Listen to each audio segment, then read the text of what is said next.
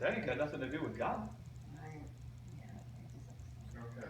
In fact, if you go and read the Old Testament, when it describes the punishment that would come for the presumptuous sin, after it said what the punishment was and that it had to be inflicted, it said, and their blood is on their own hands. Yeah. It doesn't say their blood is on God's hands. Okay. God's not the bringer of death. I think I carried on about that in the message. Mm-hmm. There is a fruit, there is a wage, there is a result of trusting in the works of your own hands for life. Right. And that is death. But it doesn't need God's contribution. Sin doesn't need God's contribution to bring death. If the moment Adam sinned, God pieced out and left, do we magically think we'd have life on the earth? What would we have had on the earth if God pieced out and left Adam and Eve to their own devices on the earth now, after they ate from the tree of the knowledge of good and evil? What would have happened? A lot of wild animals.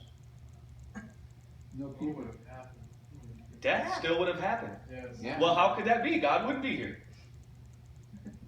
See, we've defiled the name of God. We have. We've blasphemed the name of God. And Paul even said that to the Jewish guys. You've blasphemed the name of God to the Gentiles because you've come talking about a God who's rejected them.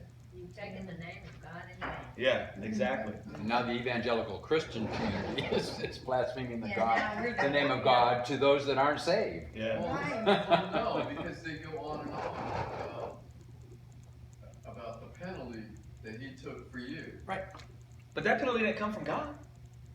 I know, but that's how it's, you know what? That's know how what it's I'm saying. portrayed. You know how it's turned around.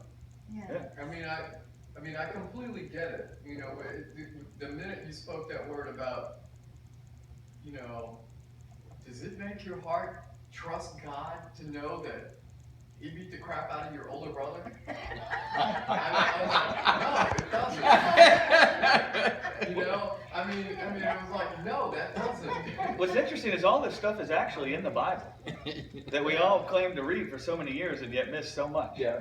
You know, you go look in Leviticus and it describes the sacrifice, and it describes the punishment, and it describes the whole process. And the high priest would come and they'd bring in the animal, and the high priest would put his hands on the animal. And what does Leviticus say? That the high priest laid the anger of God upon the animal. And the high priest laid the wrath of God on the animal. No, that's not what it says. That's not. No, but that's how we were all sucking wind there for a minute. Yeah, I did that on purpose because that's how we preach the message. We preach it as if that's what it says in Leviticus. No. So Leviticus is supposed to give shape to what brought the death at the cross, so that we don't sit around guessing about it.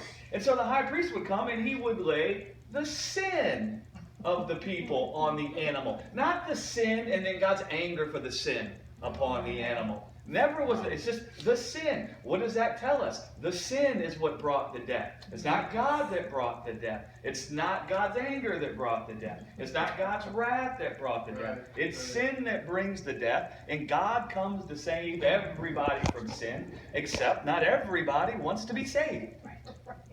I know, by the way, when the lamb walks out into the desert, there's not a lightning bolt that strikes it from heaven and kills it at that point. No. No. And so there's no verifiable evidence anywhere in the Bible that even says the wrath of God was poured out on Jesus. Mm. There isn't even a verse in the Bible that says that. Wow. There isn't even a verse in the Bible that says that. Oh, but we heard some preachers say it. Oh, absolutely. Yeah, that's why I brought this up. Yeah, there's not even a verse in the Bible that says that. And this is why we struggle to trust God. Absolutely. This is why we struggle to trust God.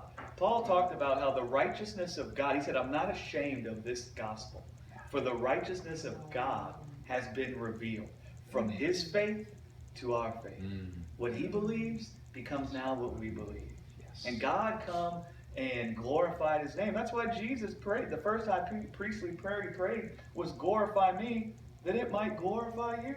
Right. What was he saying? If you read the beginning of John 17, he says, I'm the representative of the human race. I am the Son of Man. The time has come that I'm going to now offer myself for the sin of the world. I'm going to take all death upon myself, glorify me, that in me being the representative of all people, when you raise me up from the dead, it's going to glorify you. That word glorify means to reveal something for who and what it actually is. To reveal the truth about someone. To reveal the true character of someone, the true intentions of someone, the true integrity of someone. And Jesus said, these guys think you're the punisher of people with sin and death. These guys think you're the one bringing the death. I'm the representative of all people. I'll take all people's sin and death upon me. I'll die their death. They'll be busy thinking you're the one that killed me. Then you're going to come and raise me up and glorify me and reveal the truth about who and what I am. And when you do that, that's going to reveal the truth about who and what you are. Amen. And who you've always been. Amen. And how you've always intended to visit the Son of Man when they were in their sin and their death. And it really isn't that shocking, because if you go in Genesis, within the first 3 chapters, God reveals it when he comes and kills Adam. No, he comes and he clothes Adam when he was dead in sin. What does he do? He keeps Adam from now eating from the tree of life and preventing him from living forever in a state of death. Yes. There he is, saving Adam from death, saving him from living that way for all time. Then what does he do? He comes and he clothes Adam. Everything he did was born from good thoughts. Yes. He still had a good view and opinion of Adam. Always. And that's why the word righteousness is very specific. It doesn't say the identity of a person that is as it ought to be. It says the state of one who is as they ought to be. So for so long, because we thought the gospel was God was angry and rejected us, we made everything about what Jesus did about how now he can accept us and love us. Right. That was never the issue. The issue was we needed life and we had death. Yes.